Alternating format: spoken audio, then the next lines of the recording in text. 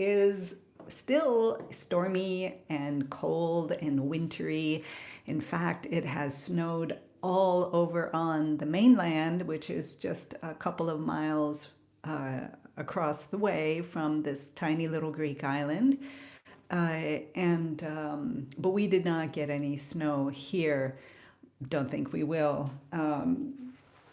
So it's been cold and it's chilly, and I'm warmed up and have my morning coffee.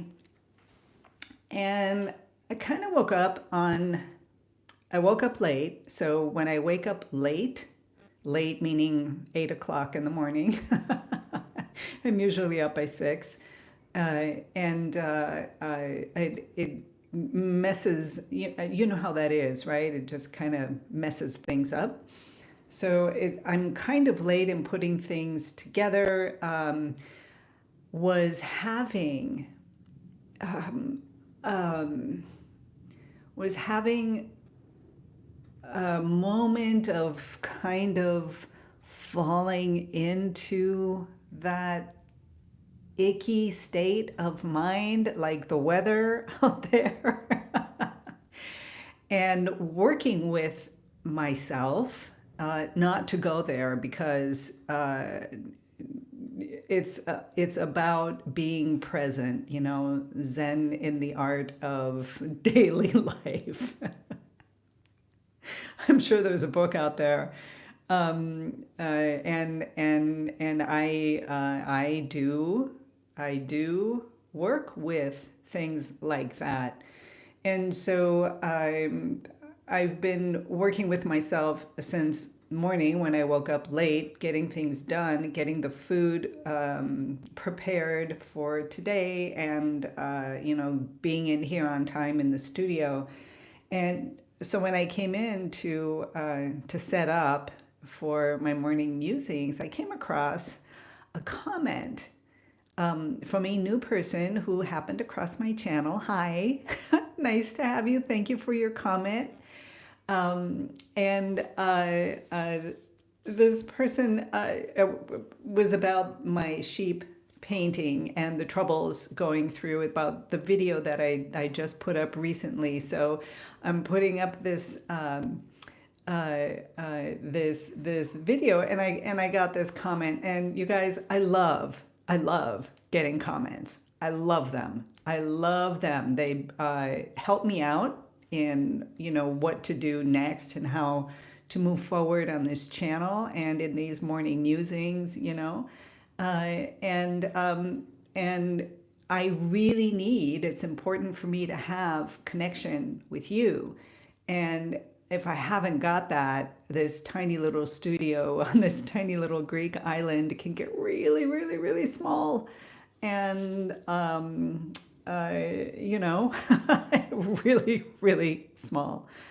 And so I need the comments, I need the conversation, and I really appreciate this comment. So talking about the sheep portrait and the things that went wrong for me trying to do realism, and I'm mentioning this comment because this is how I came at painting when I was trying to paint a realistic looking landscape back in the day, right, when I was still trying to figure it out and put it together. And it was I really believe that like, okay, well, you could either do it or you couldn't, right? And good morning, Corby. Just making coffee. Oh, how nice to have you. I've got my coffee. Come and sit. Let's spend some time together. So I got this comment, and I'm thinking, I used to think like that. I really did.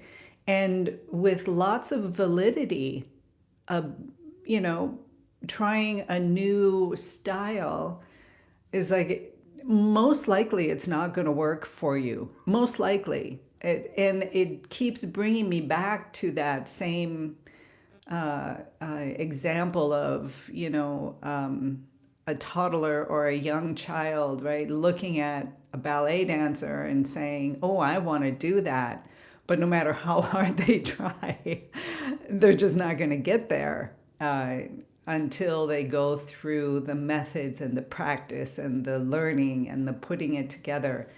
And so I switched because of this painting practice and learning how to paint and learning how to put it together in whatever way you begin, in whatever way you start out, you will in fact become a great realist painter if you put your mind to it and learn everything you need to learn and do the necessary practice. And when you do the necessary practice, it will happen. It can't not happen. is my contention today. And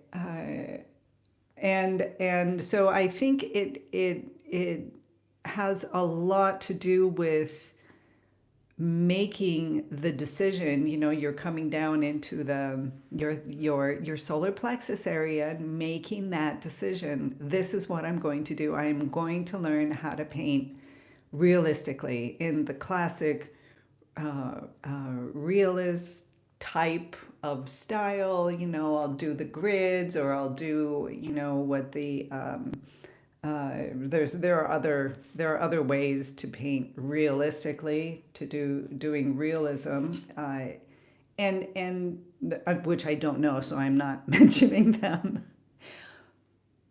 But if I put my mind to it, I will learn it. And I guess I kind of understood a lot of that because when I first came to this tiny little island, and my partner at the time, today my husband, had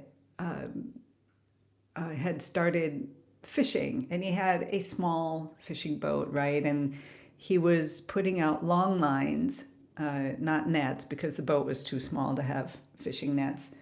And when I came, I was like, I mean, what did I know about fishing? I came from Minneapolis, right? The suburbs.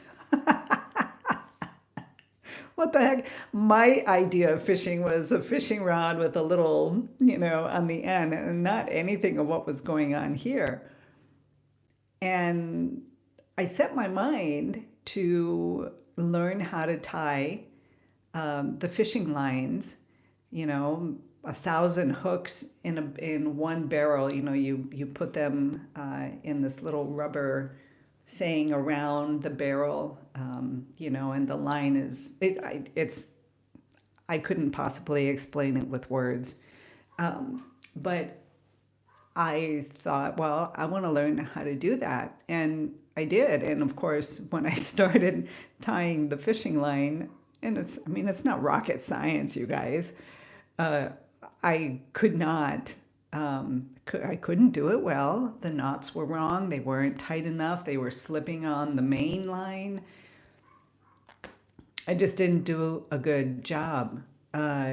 So with practice, very shortly, I did do a much better job. And then I got proficient at it. I was very good and very fast at tying these little short hook lines onto the main line, and I would do 1,000 hooks in a couple days, 2 days. I wasn't that quick, and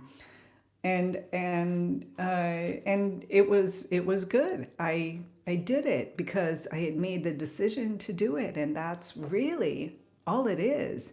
So if I make the decision to actually go in and start doing portraits of people, which I am going to do it, I committed. Oh my goodness, I committed. I am going to do that, and it's not going to be good at first, and I'll look at it and it'll just, quote unquote, from my this wonderful new person who showed up on my channel, it's just going to look bad. this is going to look stupid, quote unquote, right? Um, and it will, and it will, and I just have to accept that and know that and love that it's not going to look good and love the mistakes that are happening and my fumbling around in there because if I look at it from that perspective of oh cool look what I messed up, you know, if I can see what I messed up the next time I can do a better job.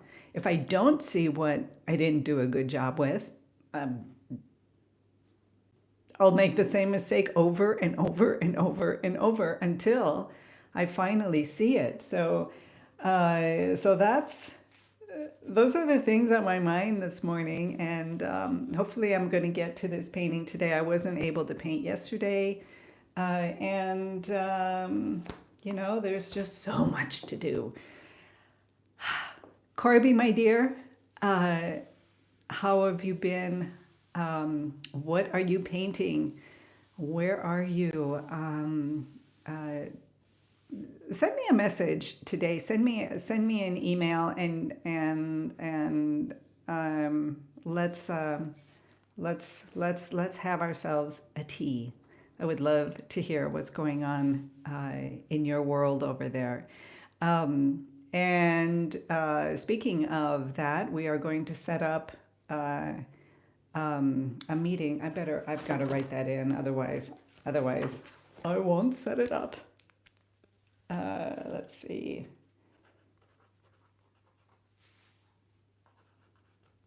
Okay, so we have to get that set up as well, and just come together. Tea sounds good. Yeah, it really does. It's a good day for me Wednesdays. So let me know, okay? And with that, oh my goodness, right? Hopefully, I have a ton of things to do. May I be um, in the zone of time management and get myself one after the other and getting things done. We'll see. Sometimes life happens. Oftentimes life happens. I think very soon I will be out of my other one daughter has left. She is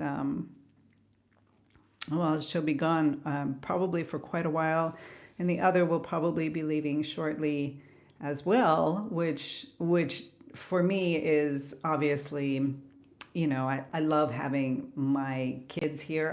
I do. I love they're 25 going on 26 now. I I love having them here, but when they are not in the house, then I am freed from my mom mode, and life gets less. There's less distraction from studio time, and that's somewhat of a relaxing kind of thing because I am the type of person that does not have the standard time management thing. If I were really organized, and I suppose that I could be, it's kind of like what this wonderful new person mentioned in the comment. You can either do realism or you can't, right? Uh, so I wonder if you can either do time management or you can't.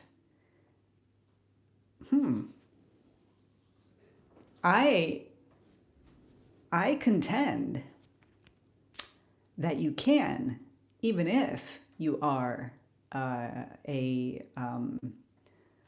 more creative cloud type, right? Like me.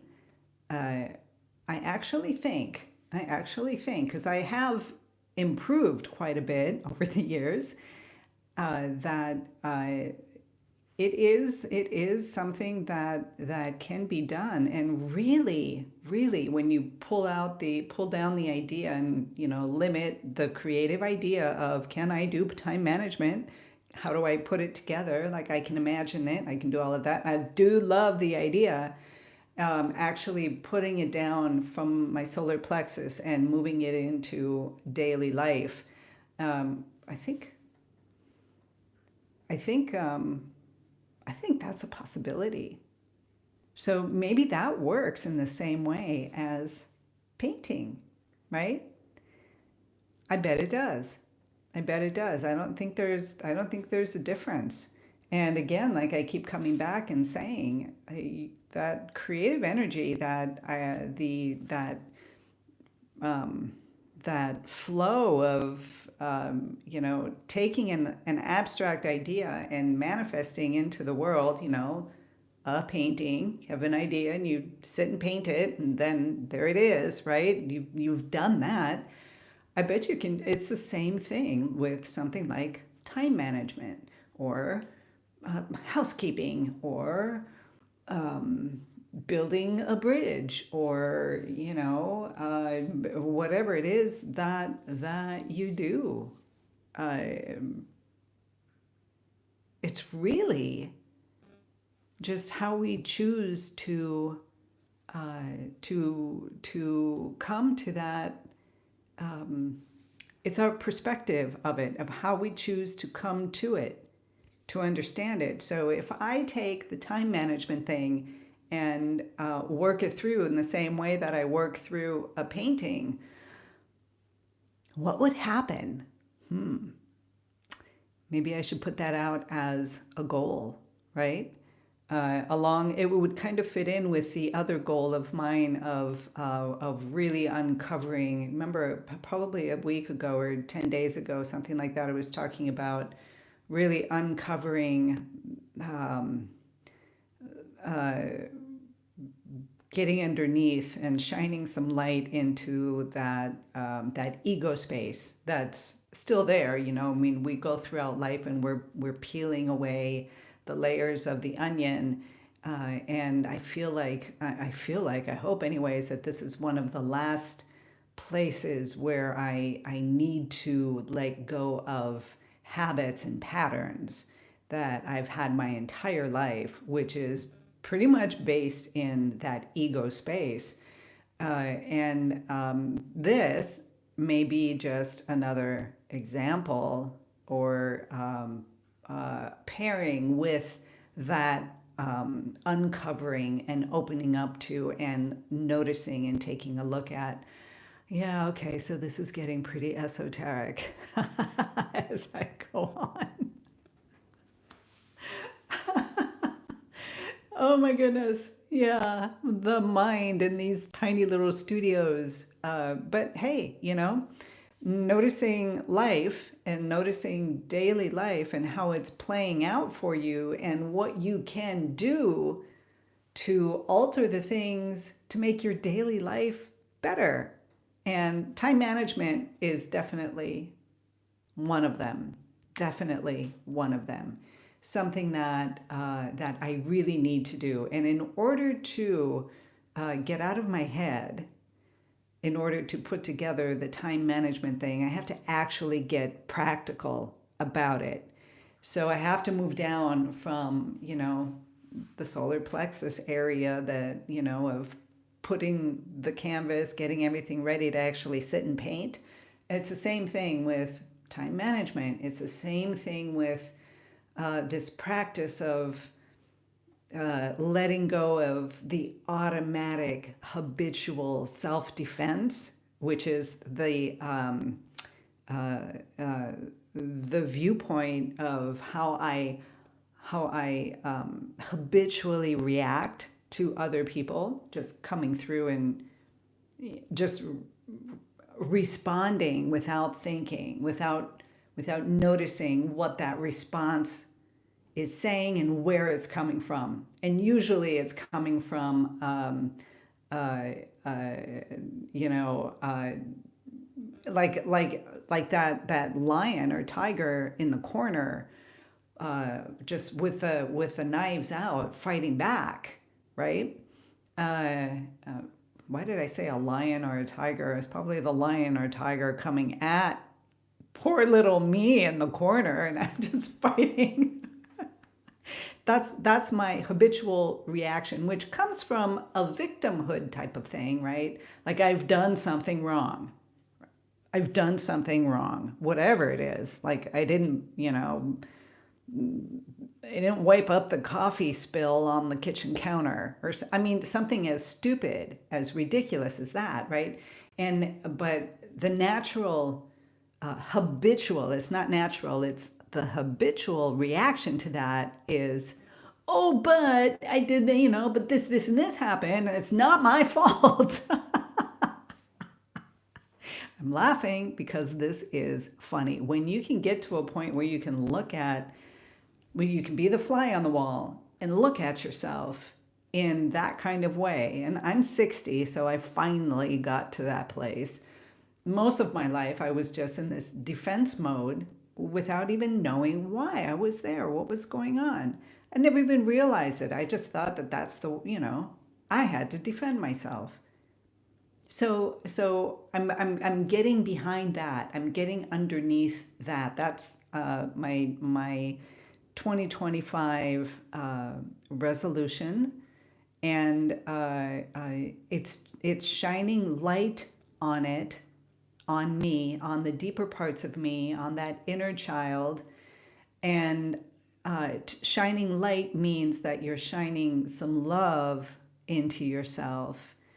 You're shining love and light so that you can see, so that you can heal, and you can acknowledge and accept uh, who you are, right?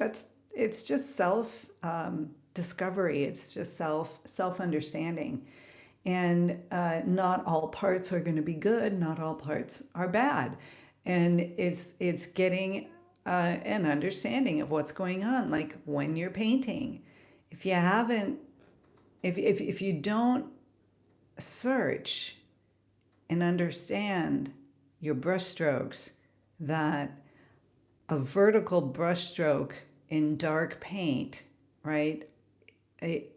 If you're hoping to make a shadow somewhere and you've got thick paint and it's dark paint, it's going to reflect the light. It's going to reflect the light that shines on it, on the painting, on the surface of the painting, and ruin those dark places. So it's a matter of understanding how you are going to lay that brush stroke. Uh, and you need shadows in your painting. Like, you need them. They play an important role, but you also need to understand how to create those shadows. And understanding when you do a painting and something's not working, and you're looking at that shadow area and you're thinking, this didn't work well, it's maybe the wrong tone, maybe it's the paint's too thick, maybe whatever it is. It's just understanding what wasn't working so that the next time you can adjust it and do your shadows better for the purpose of the painting. So I'm going to understand my shadows better so I can live my daily life in a more authentic place. So yeah, those are the thoughts for today. No biggie. Just regular daily thoughts, nothing too out there.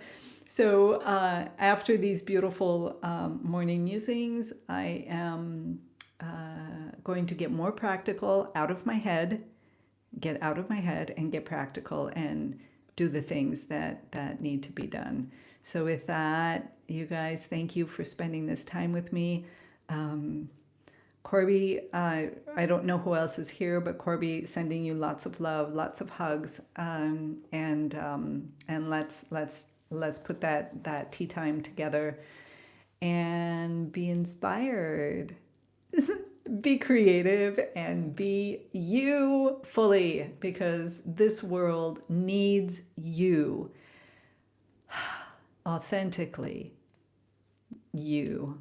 All right, hon. Take care, Corby. Bye, everyone.